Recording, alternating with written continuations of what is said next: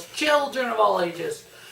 Welcome to Robert Sports Show. I'm your host, Robert. WWE Super Show Down Under review. A little late. They're Saturday morning, like 1 o'clock in the morning on the WWE Network. The show is meh. I will say, WWE, you don't have to put 50-year-old guys on a card to sell tickets. You didn't sell 70,000 tickets at the Melbourne Cricket Arena because Taker and Tripp won this card. I'm sorry. That didn't sell your tickets. You sold tickets because it's WWE. You don't go to Australia very often. When you go to Saudi Arabia, you don't need Shawn Michaels to come out of retirement to sell tickets at Saudi Arabia. You just don't need it. You don't need to have the best in the world tournament involved old guys. Kurt, Randy, Jeff Hardy. I don't remember who else qualified for it. You don't need the old guys. You need to produce what you have. You need to put up your top guys. Sorry. Crown Jewel, main event. Strowman, Lesnar, Reigns. You don't need Lesnar on the card to sell tickets. Especially the night before he has his UFC return. That is just fucking retarded. So we're going over this card. WWE's is very frustrating. I've watched over 1,800 matches this year of 14 different wrestling companies. WWE's just... You have the ability to have good matches, but you don't do it. SmackDown Tag Titles, first match on the card. The New Day versus The Bar. We don't set the bar, we are the bar. Cesaro and Sheamus. New Day, Kofi Kingston, the longest reigning single... how can I phrase this? He's held the tag titles the longest of anyone. Any one individual's held a tag title. He's held it to like over 1,000 days. It's amazing for Kofi Kingston. Such a great wrestler that he is. He should be part of the main roster, U.S. title hunt, that kind of thing.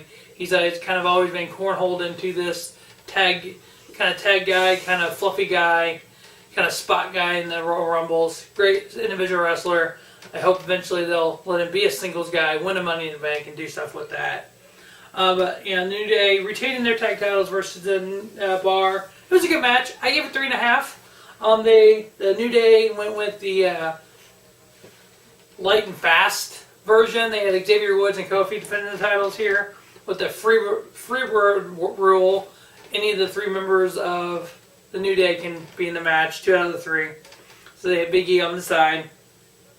Next match we had the SmackDown Women's title. Exactly the point of WWE getting in their own way.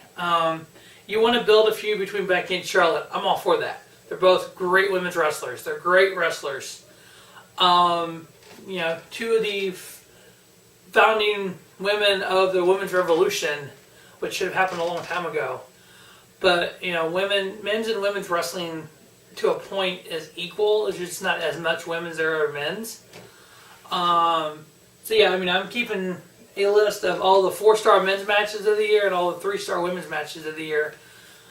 And I got quite a few. Well over 100. But that's through 14 different wrestling companies I've watched. So, it's just... Women's wrestling is there. There's a lot of women that are just phenomenal athletes that are able to go out and main event a show. These two are 2 of them. But to have Becky lose by disqualification or Charlotte win by disqualification, Becky keeps the title. It was a good match up to that point. I give it 3 stars. It was kind of like, the fuck did you just do, WWE? Going on to Women's Evolution, the first ever WWE all-women's pay-per-view, which is going to be exciting to see. There's going to be some good matches on there. All the women's titles, the SmackDown, Raw women's titles, the NXT women's titles, the NXT UK women's title, Rhea Ripley, the NXT women's UK champion. Can't wait to see that. The finals of the Mae Young Classic. Can't wait to see that. We got Trish and Lita teaming up versus Alexa Bliss and Mickie James.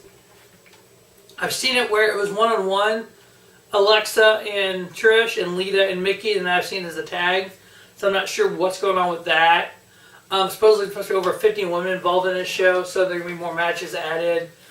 I can't wait to see the final card, actually see the show. So yeah, it's going to be exciting. They've already signed a last women's standing match between Becky and Charlotte, which, alright, I'm fine with that. It's going to be good. But yeah, Charlotte here winning by disqualification and Becky retaining her title. I gave it 3-star. Next, we had, really, the return of John Cena. I guess he moved to China and he's training for some movie with Jimmy Chan or whoever. And we did Elias teaming up with Kevin Owens versus John Cena and Bobby Lashley. John Cena and Bobby Lashley tagged together versus Booker T and somebody back in like 2008. I don't know, Michael Cole pulls this fucking stat out. I'm like, fuck, that's something I would say.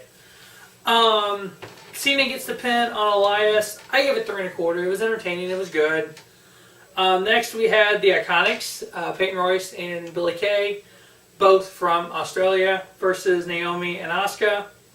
I wonder who won this one. Yes, the Iconics won. It was just a match. I gave it 2 3/4. It wasn't anything super exciting, but it wasn't anything shitty. Next, we had the WWE title line. We had champion the Phenomenal AJ Styles versus Samoa Joe. No disqualification, no count out, which made no fucking sense. As we know, Hell in a Cell, AJ got the pinfall, and as he was tapping, the referee was counting Joe's shoulders down. So how does that end turn into no DQ, no count out? Don't understand. Match was alright. I don't like the storyline personally, but it's cool. I was hoping AJ and Joe would be in this, trilogy of matches they've had would be good, because I know what AJ and Joe used to be. Maybe it's because it was what AJ and Joe used to be. AJ won, retained his title. I give it 3 1/2. He won by submission. Now he goes on to face that crown jewel, the winner of The Miz and Daniel Bryan. It was the number 1 contender match. So I guess the thing with Joe is done. So I don't know where Joe goes from here, but I guess him and AJ are done for now. Next we had the women's 6-women tag match. We have the Riot Squad, Ruby Riott, Liv Morgan and Sarah Logan versus Ronda Rousey and the Bella Twins. Ronda Rousey, I guess, lost the UFC fight in Australia. Yeah, so really. So I wonder what the outcome of this match is going to be, right? Yeah, it was just garbage. The Bella Twins and Ronda Rousey won. I gave it 2 1/4. It was nothing really spectacular. It's like, fuck. It's almost like Ronda Rousey having the Raw Women's title is like Brock Lesnar having the Universal title. It's just a joke. It's just to go, oh, Ronda Rousey's in WWE now? She's a champion? I need to watch that. Next we had, holy fuck, one of the matches of the night for sure. One of the matches of the year for WWE. Cruiserweight title online with champion Cedric Alexander, who won the title way back at WrestleMania 34 in New Orleans, versus Buddy Murphy, Australia's homeboy. Buddy Murphy was a tag team wrestler in NXT, completely changed his body, changed his wrestling style, completely redeveloped himself into the 205 Live, had a number 1 contender match. I guess you gotta be 205 or under. He was like at 206 or 207. Was basically off TV for a little while. Still the number 1 contender match. Never was able to use it. Finally, here, he ended up getting his number 1 contender match. Cedric Alexander versus Buddy Murphy. Holy fucking shit. If you have not seen this match, go watch it. Yeah, this is what WWE should do, is let wrestlers be themselves. Let wrestlers go out and put on a good match. This is what AJ Joe should have been if WWE wouldn't get in the fucking way of it over time. If you notice, this is a Cruiserweight title match. 205 Live. Who writes 205 Live? Oh, what is his name? Oh, that one guy. Our creative control over, excuse me. What is his name? Oh, that's right. Triple fucking H. This is the matches that Triple H's show puts on. And we've seen what the main roster is doing. Right.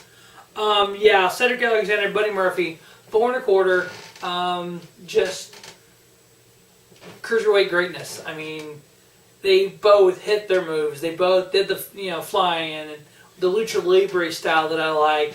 I'm not gonna sit here and just list off all the moves they did, but they did some freaking crazy shit. And just, yeah, I mean, Buddy Murphy kind of coming off. To me, he came off that heel hometown favorite kind of guy because he's from Melbourne. So it's kind of like the crowd was behind him, but he was kind of heel.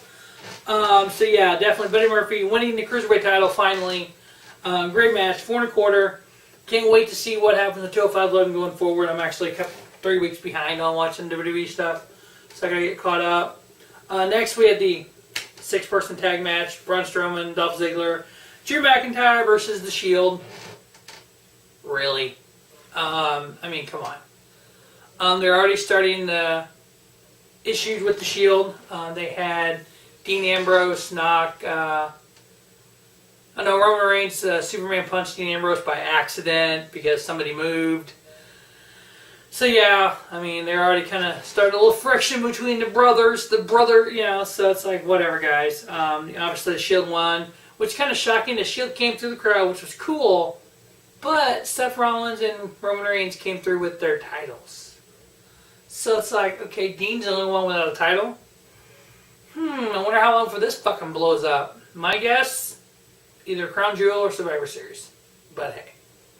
They're going to blow it up soon again. Dean will be the one turning heel Dean Ambrose. Okay. Hopefully it's the John Moxley heel Dean Ambrose, but whatever. Next we have the number 1 contender match for the World WWE title. The winner of this faces AJ Styles at Crown Jewel. We have The Miz versus Daniel Bryan. Garbage. Pure fucking garbage. I'm sorry. The Miz's shoulders were not down. At all. At all. Miz's shoulders not down. Yeah. I mean, show you how bad it, I forgot to mention during the Roman Reigns match, the Shield match, I think it was Roman Reigns went to do, Drew McIntyre went to stomp his fingers. And then they zoomed in. I'm tired of these fucking cameramen zooming in to botch spots. The guy's hand was on the ring, on the mat, and McIntyre's heel hit the mat. His foot did not even touch his hand. You get the sound, and he zoomed in on it. I'm like, what just fucking happened? I had to rewind it like 3 times. I'm like, are you fucking kidding me? So fucking bad. Cameraman, don't zoom in on botches. But whatevs. So yeah, this match was just god awful. It didn't last long at all. Daniel Bryan got the pinfall, and Miz's shoulders were off the mat. Legit, it looked like actually I would have, if by just watching a normal spot of the match, I thought Miz won. It looked like it was a roll up, and it looked like Miz rolled over enough where his shoulders were off the ground, but Daniel Bryan's shoulders were on the mat. And they give it to Daniel Bryan. I'm like, what just fucking happened? I watched like 5 times. I still don't clearly see. I think Daniel Bryan's shoulders were actually down. Miz's were not. Miz's were up. His head was on the mat, but his shoulders were not even close to the mat.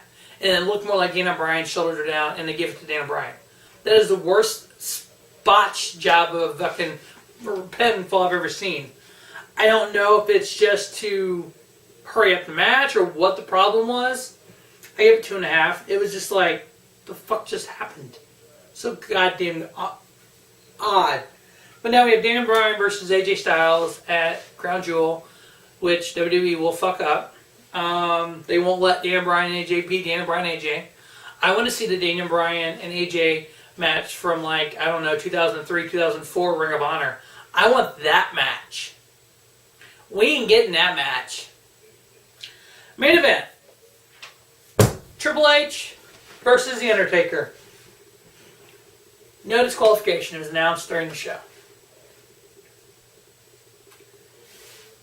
If you have to have Kane and Shawn Michaels at ringside, and you have to have Shawn Michaels get involved in the match, to make the match happen, don't have the match.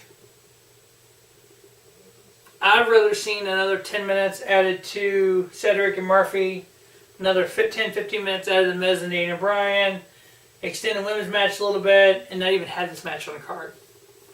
In 2018, I don't need to see Trip Taker.